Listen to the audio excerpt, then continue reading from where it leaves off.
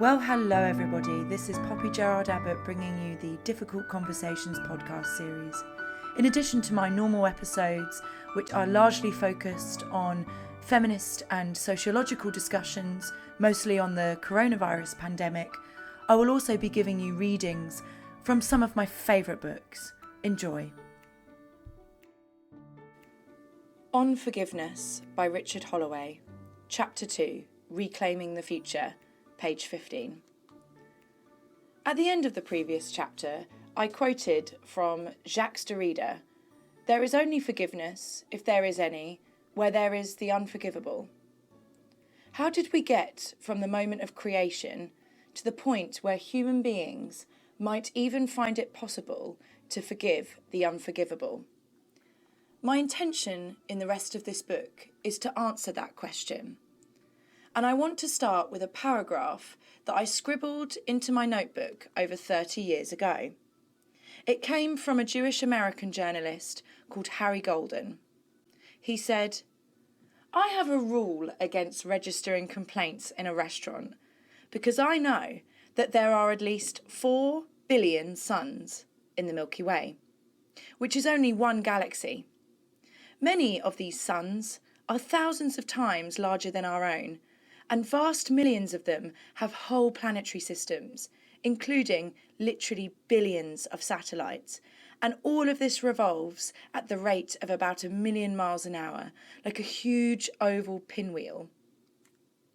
Our own sun and its planets, which includes the Earth, are on the edge of this wheel.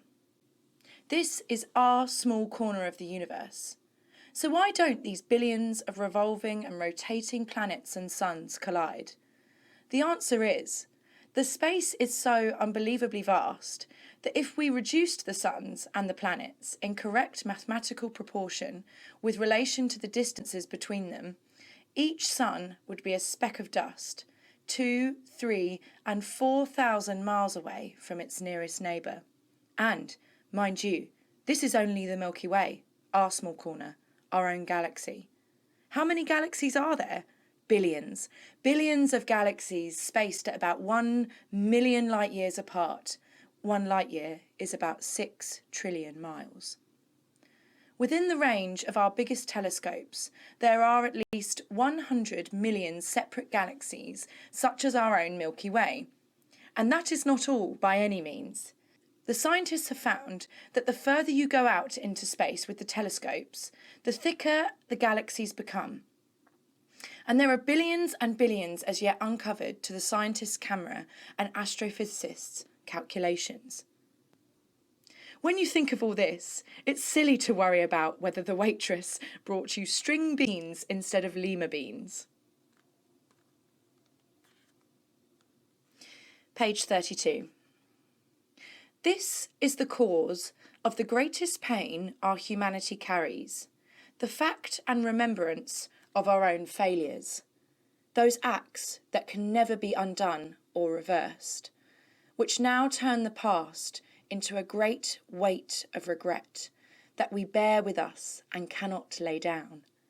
Just as a stopped clock can bear permanent witness to the exact time of a particular atrocity, so the memory of a particular event in our past can have the power to close off the future and stop our life. And it is not just the memory of our own misdeeds that halts us in life. Being a victim of someone else's evil act can be even more immobilizing.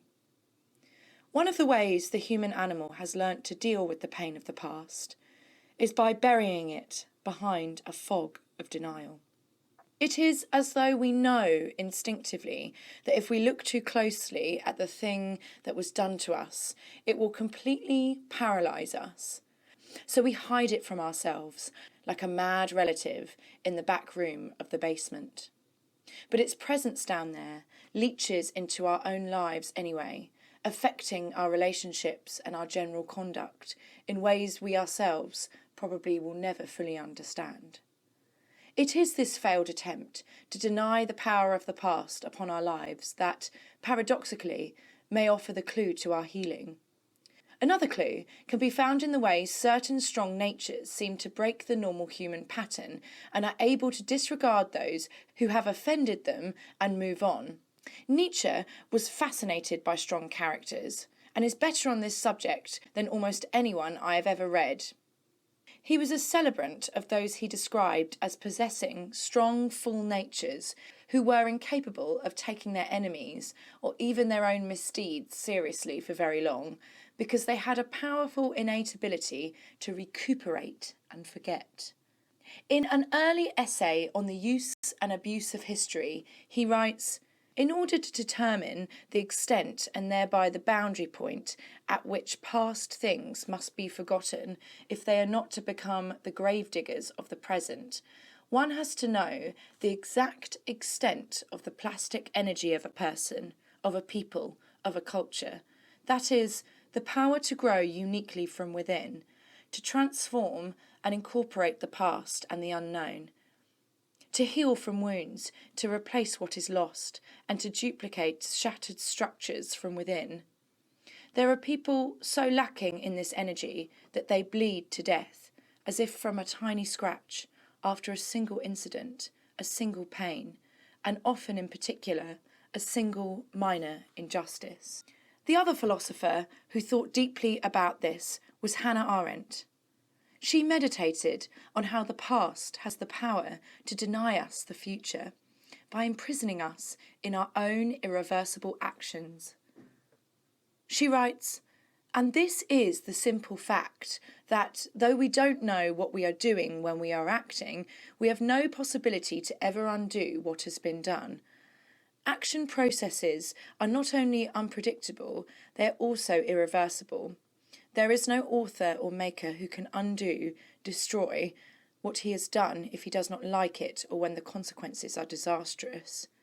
The possible redemption from the predicament of irreversibility is the faculty of forgiving, and the remedy for unpredictability is contained in the faculty to make and keep promises." The two remedies belong together. Forgiving relates to the past and serves to undo its deeds, while binding oneself through promises serves to set up in the ocean of future uncertainty islands of security without which not even continuity, let alone durability of any kind, would ever be possible in the relationships between men. Without being forgiven, released from the consequences of what we have done, our capacity to act would, as it were, be confined to one single deed from which we would never recover. We would remain the victim of its consequences forever, not unlike the sorcerer's apprentice who lacked the magic formula to break the spell. Without being bound to the fulfilment of promises, we would never be able to achieve that amount of identity and continuity which together produce the person about whom a story can be told. Each of us would be condemned to wander helplessly and without direction in the darkness of his lonely heart, caught in its ever-changing moods, contradictions. In this respect, forgiving and making promises are like control mechanisms, built into the very faculty to start new and unending processes.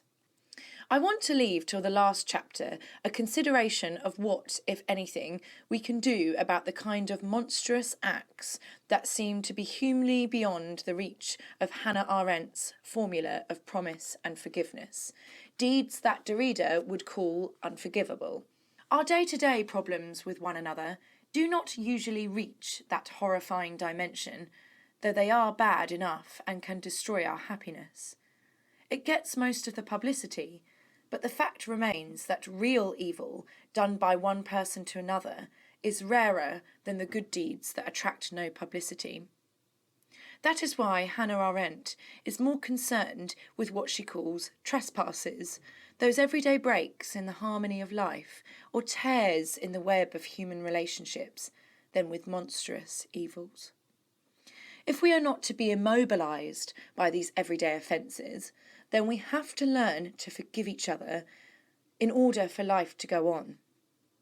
The way she advises us to do this is to focus on not the act or the trespass, but on the person who has committed it, because forgiveness is always of individuals, never of actions.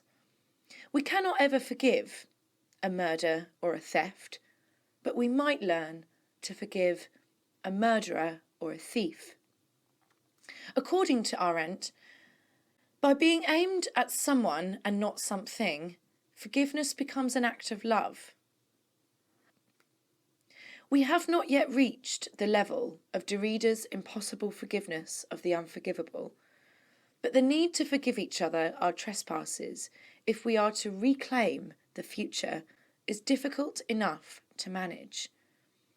The fundamental insight here is that we can and must retain an attitude of disgust towards the offending act, if we are to justify the legitimate claims of human justice.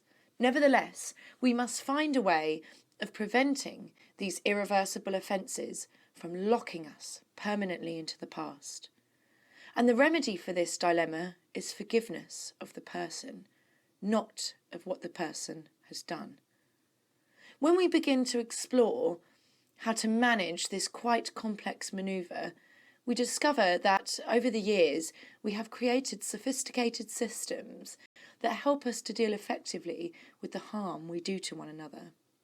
In the next chapter, I shall look at some of the techniques we have developed to help us manage the chaos that we so often make of our own lives.